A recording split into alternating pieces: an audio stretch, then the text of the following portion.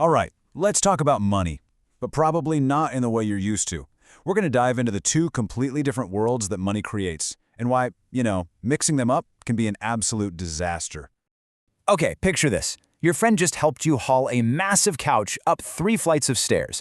You're super grateful. So, do you offer them like 10 bucks, 20? It just feels off, doesn't it? Super awkward. Or, hey, what about this classic? A good friend asks to borrow some money. I mean, on the surface, it's just a simple transaction, right? But we all know it can make things so complicated. So what is going on there? And here is the final boss of awkward money situations. Your mother-in-law spends days cooking this unbelievable Thanksgiving dinner. And at the end of it, you stand up, pull out your wallet, and say, "So, what do I owe you for that?"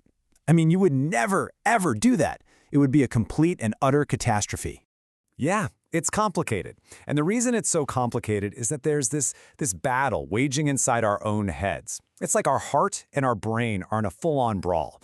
And this is exactly where the really cool field of behavioral economics steps in. It gives us a framework, a language to finally understand what's happening. So, what's behind that awkward feeling? Well, it turns out we're all living in 2 completely different worlds at the same time, and each world has its own, very distinct set of unwritten rules.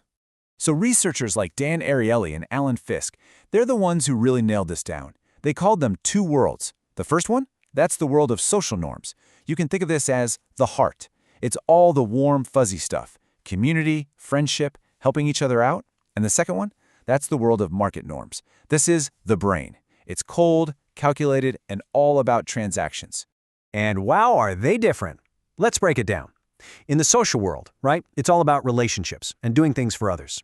You do something out of kindness, and what do you get back? Gratitude, a good feeling. There's no price tag. Helping a friend move, that's the perfect example. But then you flip over to the market world, and it's all business. It's about what's in it for me, a straight-up cost-benefit analysis. You expect to get paid clearly and right away. You don't hire professional movers because you feel warm and fuzzy about them. You pay them for a job. Okay, so here's the most important part. Neither of these worlds is good or bad. They're just different. The problem, all that awkwardness, all that conflict, it all happens when we get our wires crossed, when we accidentally try to use the rules from one world in the other. It's like trying to play chess using the rules of checkers. It just doesn't work. Let me give you a super simple example. You turn to your friend and say, "Hey, can you help me move some stuff?" You're in the social world. It's a favor, right? No problem. But now you use those exact same words with the professional mover. "Hey, can you help me move some stuff?" Suddenly, everything changes. You're in a totally different world, a world where a contract and a payment are expected. See the difference? Simple, right? But what happens when we try to blur those lines? Okay, this is where things get really interesting, because the research on what happens when you introduce just a tiny bit of money into a social situation, it's pretty shocking. So let me ask you, you need help with a chore, maybe moving some boxes. Logically, what makes more sense? Offering nothing or offering a small payment, say $5? Logic would tell you that a little money is better than no money, right? Any incentive has to be better than zero incentive. Yeah, if you ask a traditional economist, they'll show you a chart that looks something like this. It's a straight line. No money, no work. A little money, a little work. A lot of money, a lot of work. Makes perfect sense on paper. But is that really how we work? Nope, not even close. When they actually ran the experiment, the results were mind-blowing. The people who were offered nothing, just asked for a favor, they helped the most. They actually did more work than the group that was offered a small cash payment. That's right, the small payment made people want to help less. So what on earth is going on? Well, think about it. When you ask for a favor with no money involved, you're staying in the social world. People are happy to help a friend. It feels good.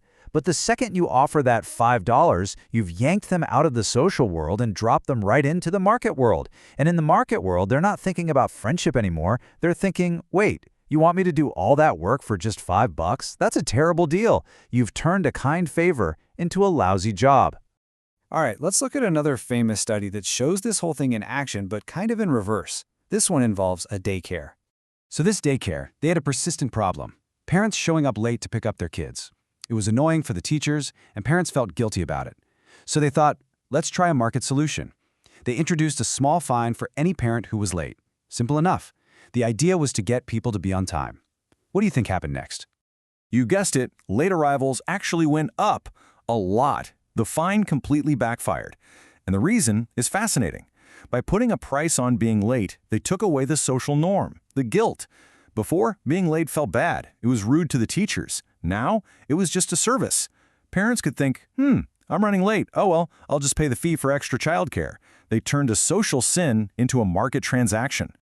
Okay, so we've seen the theory, we've seen the experiments. So what does this all mean for you, for us, in our everyday lives?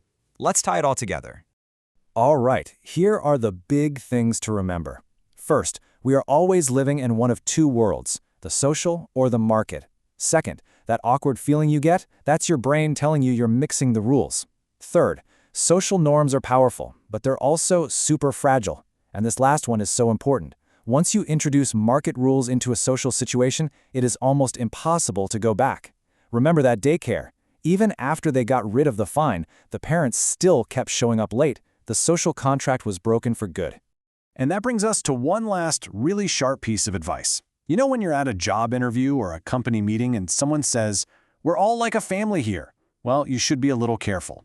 What they're often doing is trying to get the benefits of the social world, your loyalty, your willingness to stay late, while paying you based on the rules of the market world. It's a classic case of mixing norms, and it usually benefits them, not you. So, the next time you're about to offer a friend money for a favor, or you're dealing with your boss, or even planning a family dinner, just stop and ask yourself, now that I know the rules, which world am I operating in right now? And more importantly, am I playing by the right set of rules?